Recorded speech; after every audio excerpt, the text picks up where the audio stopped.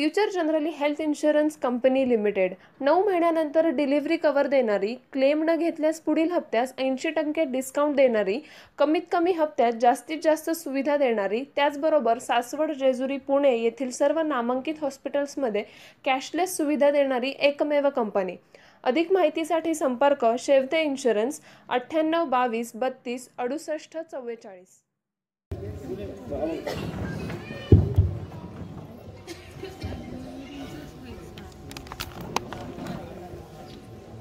सर्व उपस्थित दिवे ग्रामपंचायत मधील अंतर्गत असणाऱ्या काळेवाडी या वाडीमध्ये उपस्थित असलेले सर्व ग्रामस्थ, आजी माजी सरपंच, उपसरपंच, आमचे शेतकरी बांधव, उपस्थितांमध्ये पुरंदरचे सुपुत्र आणि ज्यांनी या भागाचं दीर्घकाळ असं नेतृत्व केलं आणि माजी मंत्री म्हणून चांगल्या प्रकारे काम केलं, ते आम्हा सर्वांचे श्रद्धास्थान असलेले दादा जाधवराव, ज्यांनी अतिशय चांगल्या प्रकारे या ठिकाणी प्रश्न उत्तर करून सवाल जबाब ज्याला म्हणतो की आपण कुठेतरी पाहत असतो। आणि बाबाराजे, तुम्ही इतके हुशार आहात की तुम्ही या अधिकाऱ्यांना बोलतं करण्याचं काम केलं, ते आपले बाबाराजे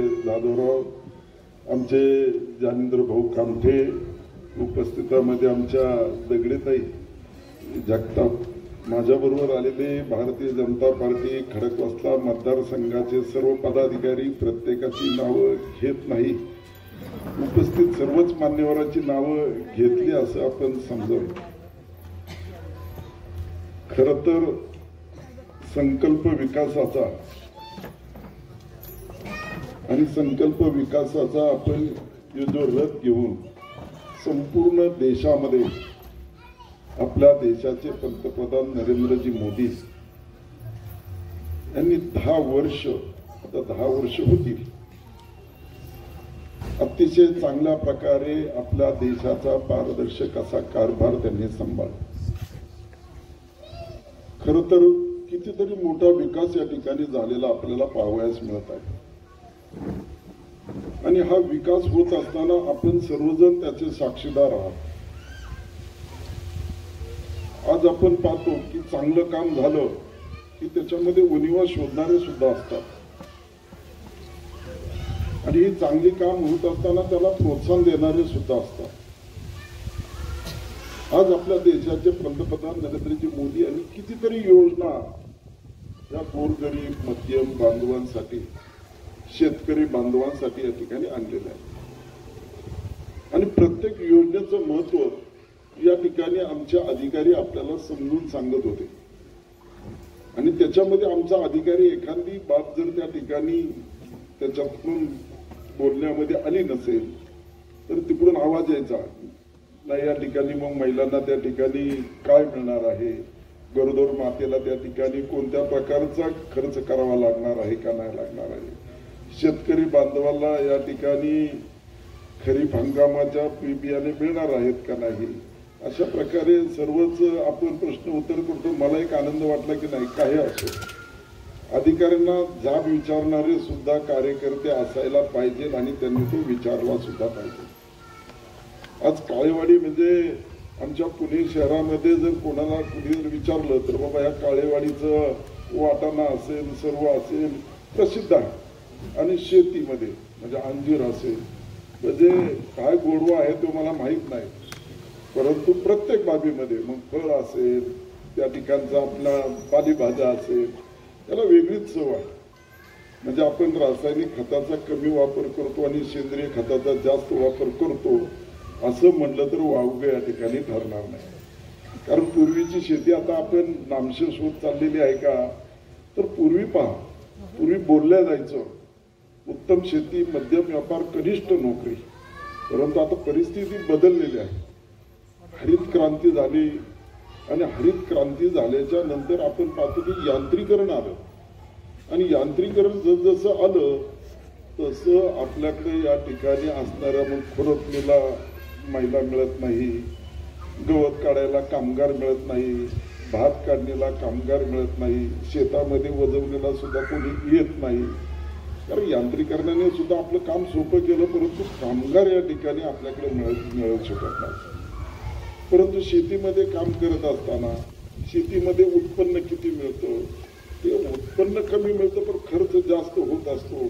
त्यामुळे शेतीकडे सुद्धा प्रत्येकाचं दुर्लक्ष या ठिकाणी होत आहे. परंतु आपल्या सर्वांना माहिती आहे की जगाचा पोशिंदा जर कोण असेल तर तो आपला शेतकरी आहे. त्यामुळे कोणी किती शोध लावला, कोणी कुठे गेला किंवा कोणी किती पैसे कमवले, त्यापेक्षा त्याला माझा पोशिंदा जे कमवत आहे त्यामधूनच त्याचा त्या ठिकाणी म्हणजे त्याला आपण म्हणतो की रोजचा उदरनिर्वाह म्हणण्यापेक्षा त्याचा जीवनाचा जे जीवन ज्याला आपण म्हणतो तो सर्व त्या शेतीमधूनच त्याला मिळणाऱ्या अन्नधान्यामधूनच त्याला त्या ठिकाणी मिळत असते. परंतु आपल्या देशाचे पंतप्रधान नरेंद्रजी मोदी यांनी खरं तर कितीतरी योजना आणल्या. आपण पाहतो की ह्या योजना प्रत्येकाला या ठिकाणी या योजनेची पुस्तिका देण्यात आलेली आहे. मी प्रत्येकाला सांगतो की पूर्वी आमचा शेतकरी बांधव ज्यावेळेस मी शेती करत होतो, मला चांगलं आठवतंय की माझ्या घरी शेती करत असताना आमचे आई वडील असतील, परंतु ते खुरपलेलं जे असायचं महिला ज्या खुरपायच्या आणि त्याच्या पाठचं ढीक जे वेचायचं काम ते आम्हाला त्या ठिकाणी करावं लागत असतं. आणि त्यावेळेचा शेतकरी त्याला एवढ्या सोयीसुविधा मिळत नसायच्या, परंतु त्यांच्याकडे वेगवेगळा असा वारमुळा असायचा. एकमेकाला बैलांची देवघेवण असायची, एकमेकाला धान्यांची देवघेवण असायची, एकमेकाला आपल्या घरातील केलेलं समजा भाजी असेल त्याला पूर्वी कालवण म्हणायचं असेल, मला नाही आता माहिती की कालवण म्हणतात का नाही, परंतु आता ती भाजी असायची ती एकमेकाला आपण 10 घरामध्ये एक भाजी जायची. एखाद्या जर पित्र असेल तर मला वाटतं अख्ख्या गाव त्या ठिकाणी जात असायचं, पूजा असेल तर गावच्या गाव होतं. परंतु हा योकोपा आपल्याला आता दिसायला येत नाही, कारण आपण आता समृद्ध होत चाललेलो आहोत, आपण विकसित होत चाललेलो आहोत असं म्हणावं का काय हा शब्द या ठिकाणी. परंतु ह्या सर्व योजनेचा आपण लाभ घेतला पाहिजे आणि या प्रत्येक योजना आपल्या अधिकाऱ्यांकडे जाऊन आपण समजून घेतल्या पाहिजे. आपण या ठिकाणी करतो काय की या ठिकाणी कृषीच्या योजना आहेत, पशुसंवर्धनच्या योजना आहेत, अधिकारी या ठिकाणी आलेले आहेत. या ठिकाणी अधिकारी आल्याच्या नंतर आपण त्यांना बोलवलं पाहिजे. ग्रामपंचायत ऑफिसमध्ये असेल, तलाठी ऑफिसमध्ये असलं पाहिजे आणि प्रत्येक अधिकाऱ्याला आपण बोलतं केलं पाहिजे, म्हणजे आपल्याला त्या सर्व योजनेचा त्या ठिकाणी लाभ मिळू शकेल. आता बोलत असताना त्यांनी सांगितलं की आता शेतकरी बांधवांना जी काही प्रधानमंत्री किसान सन्मान योजनेअंतर्गत 6,000 रुपये मिळत होते, ते काही शेतकरी बांधवांना त्या ठिकाणी मिळत नाही, म्हणजे ते वंचित राहिले. त्यांना मिळणार आहे, परंतु त्यामध्ये काय जी त्रुटी होती, आता तुम्ही सांगितलं केवायसी, आपण त्यांना व्यवस्थित समजून सांगितलं पाहिजे की आधार कार्डला लिंक झालं पाहिजे, आपण त्या ठिकाणी बसलं पाहिजे. ज्या शेतकरी बांधवांना या ठिकाणी प्रधानमंत्री किसान सन्मान योजनेअंतर्गत 6,000 रुपये मिळत नसेल, ज्यांना पूर्वी मिळालेले आहे त्याची लिस्ट या ठिकाणी तयार केली पाहिजे आणि ती आपल्या प्रत्येक असणाऱ्या जो गावचा सभासद असेल, सरपंच असेल, पंचायत समिती सदस्य असेल किंवा अन्य कोणताही नेता असेल त्याला ते सांगितलं पाहिजे की मला ह्या योजनेचा लाभ मिळणं अत्यावश्यक आहे. ते आपल्या देशाचे पंतप्रधान कितीतरी योजना आणल्या. आता प्रत्येकाने या ठिकाणी उज्ज्वला गॅसच्या बद्दल सांगितलं, आयुष्यमान भारत बद्दल सांगितलं, पंतप्रधान आवास योजनेबद्दल आत्ताच आमचे मित्र बाबाराजे यांनी मला सांगितलं की या ठिकाणी प्रधानमंत्री आवास योजनेअंतर्गत आता ह्याच गावामध्ये 151 घरकुल मंजूर आहे, पैसे त्यांना मंजूर आहे, परंतु जागा नाही. मग आता आपल्याकडे गायराण्याच्या जागेपूर्वी त्या ठिकाणी घरकुल करता येत होतं, परंतु आता निकष बदलल्यामुळे त्या ठिकाणी करता येत. परंतु आपण आता जागा नसेल तर मला वाटतं गायराण्याच्या जागेवर आता पूर्वी घरकुल हे खाली म्हणजे तळामध्ये असायचं, परंतु आता जसं एखादी बिल्डिंग बनवत असताना आपण बहुमजली बनवतो तसं आता बहुमजली घरकुल बनवलं तर ते सुद्धा आता या ठिकाणी जागा अभावी. आज अशी परिस्थिती काळेवाडी जेजेवाडी या भागामध्ये जागा मोठ्या प्रमाणामध्ये आहे, पण ज्याची जागा आहे तो म्हणणार जागा माझी आहे, मी कशी दुसऱ्याला देऊ. त्याचं बी योग्य आहे, घ्यायचे असेल तर पैसे देऊन या ठिकाणी केलं पाहिजे. जागेचे रेट गगनाला भिडलेले आहेत. त्यामुळे अशा परिस्थितीमध्ये ही या ठिकाणी असणारी घरकुल योजना या ठिकाणी जागे अभावी या ठिकाणी ती होऊ शकत नाही. आता ही जागा कोणी उपलब्ध करून दिली पाहिजे? का गावचा सरपंच, उपसरपंच, गावचा असणारा नेत्याने त्या ठिकाणी लक्ष दिलं पाहिजे आणि ती जागा त्या ठिकाणी उपलब्ध करून दिलेला पाहिजे. नंतरच घरकुल या ठिकाणी मंजूर होतं. आता पाहता आपण उज्ज्वला गॅसमध्ये सुद्धा त्यांनी सांगितलं की KYC करावी लागेल. ते आपण केलं पाहिजे. कारण प्रत्येक बाबीमध्ये जर आपल्याला त्या ठिकाणी लाभ पाहिजे असेल तर त्या सरकारने असणाऱ्या निकषाप्रमाणे आपण त्या ठिकाणी त्याची त्या ठिकाणी निकषाप्रमाणे त्या ठिकाणी त्याची कागदोपत्री पूर्तता केली पाहिजे. मग आधार कार्डाची जोडणी त्या ठिकाणी केली पाहिजे. आपण पाहतो की जलजीवन मिशन अंतर्गत आपल्याला येणारं पाणी, आता तुम्हा सर्वांना माहिती आहे की पूर्वी महाराष्ट्र प्राधिकरण जीवन योजना होती, परंतु या योजनेअंतर्गत महाराष्ट्र जीवन प्राधिकरण योजनेअंतर्गत पाणी त्या ठिकाणी असणाऱ्या गावाला मिळणारा निधी आणि त्याच्यामध्ये ठेकेदार आणि त्या ठिकाणी शासकीय अधिकारी यांच्यामध्ये झालेलं संगनमत, त्यामुळे ती योजना गावापर्यंत व्यवस्थितपणे पोहोचत नाही. परंतु आपण पाहतो की आता या ठिकाणी जलजीवन मिशन अंतर्गत मोठ्या प्रमाणामध्ये निधी मिळाला, 16 कोटी रुपये. आता मला सांगा, 16 कोटी रुपये धरत असताना प्रत्येक अधिकाऱ्यांनी या ठिकाणी आगाऊ रक्कम धरलेली आहे. कोणत्याही अधिकाऱ्यांनी या ठिकाणी कमी रक्कम धरलेली नाही. याचं कारण एकच, कारण हे काय राज्य सरकारचे पैसे नाही, केंद्र सरकारकडून पैसे येणार आहे. मग केंद्र सरकारकडून मोठ्या प्रमाणामध्ये पैसे उपलब्ध आहे. त्यामुळे मागत असताना कोणत्याही अधिकाऱ्याने 5 रुपयाच्या ऐवजी 7 रुपये मागितलेले किंवा 100 रुपयाच्या ऐवजी 150 रुपयाची मागणी या ठिकाणी केली. म्हणून गावकऱ्यांनी सुद्धा जागरूक असलं पाहिजे. सर्व अधिकाऱ्यांनी किंवा ग्रामस्थांनी सुद्धा जागरूकतेने त्या योजनेकडे पाहिलं पाहिजे. आपली ही योजना अंतर्गत प्रत्येक घरामध्ये नळाने पाणी मिळणार आहे का? प्रत्येक वाड्या वस्तीमध्ये ते पाणी मिळणार आहे का? त्याचं नियोजन केलेलं आहे का? त्याचा विकास आराखडा चांगला केलेला आहे का?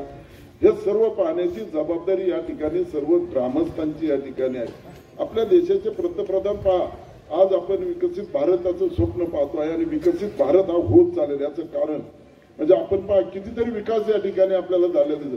पूर्वी आपण कधीतरी ट्रेनमध्ये बसत असाल आणि ट्रेनमध्ये बसल्याच्या नंतर आपण जेव्हा स्टँडवर जात होतो तेव्हा 2014ची परिस्थिती काय होती की आपण ज्यावेळेस आपण त्या रेल्वे स्टेशनला गेलो की आपल्याला त्या ठिकाणी दुर्गंधीयुक्त वास येत होता. आज ती परिस्थिती राहिली का? आज आपल्या सांगा, आपल्या देशाचे पंतप्रधान नरेंद्रजी मोदी यांनी त्या ठिकाणी रेल्वेमध्ये किती सुधारणा केली, कितीतरी आपल्यासाठी आपल्या सर्व गोरगरीब बांधवांसाठी त्या ठिकाणी स्टँड तयार केलं, बसण्यासाठी आपल्याला बेंचेस उपलब्ध करून दिले, जेवणासाठी चांगल्या प्रकारची सुविधा उपलब्ध करून दिली, ज्येष्ठ नागरिकांसाठी सरकते जिने त्या ठिकाणी उपलब्ध करून दिले. म्हणजे एक प्रकारे आपण पाहतो की विकसित होणारा आपला भारत आपल्याला दिसलाय. कितीतरी आपण पहा की आता आपण पाहतो की जो आपल्याकडे असणारा हा चौपदरी मार्ग आहे, आता 6 पदरी मार्ग किती 4,000 कोटी रुपये आपल्याला दिलं. म्हणजे आज जो पालखी मार्ग होत आहे, या पालखी मार्गासाठी आपले केंद्रीय मंत्री म्हणजे आपल्याकडं कितीतरी मोठ्या प्रमाणामध्ये या ठिकाणी पुरंदर ते आपला पुणे ते पंढरपूर रोड, म्हणजे खरं आपण पाहतो की या ठिकाणी मोबदला म्हणजे शेतकरी बांधवांना तुम्ही जर तुमच्या 4 ते 5 पटीने मोबदला या ठिकाणी मिळालेला आहे. म्हणजे एका व्यक्तीला या ठिकाणी पर गुंठा 8-10 लाख रुपये मिळालेला आहे. अशा प्रकारे 200 कोटी रुपये या पुरंदरला मिळालेले. म्हणजे एक पहा की आपल्या रस्ता गेला, जागेचा मोबदला 4-5 पटीने मिळाला, परंतु रस्ता मोठा झाल्याच्या नंतर त्याचा फायदा आपल्यालाच होणार आहे. उद्योग व्यवसाय व्यापार या ठिकाणी वाढीस होणार आहे. या ठिकाणी विमानतळ आपल्याकडे हे आंतरराष्ट्रीय दर्जाचं विमानतळ होत आहे. एक प्रकारे हा भाग जरी शहरापासून दूर असला तरी शहर तुमच्याकडे धावत आहे. तुम्ही शहराकडे धावण्याची आता गरज राहिलेली नाही. आज शहराचा प्रत्येक नागरिक येतोय, पुरंदरला जागा मिळेल का? पुरंदरला 2 गुंठे जागा मिळेल का? 5 गुंठ्यामध्ये माझं त्या ठिकाणी शेड टाकायचं आहे. म्हणजे आज पुरंदर हे शहराकडे न धावता शहर पुरंदराकडे धावत आहे.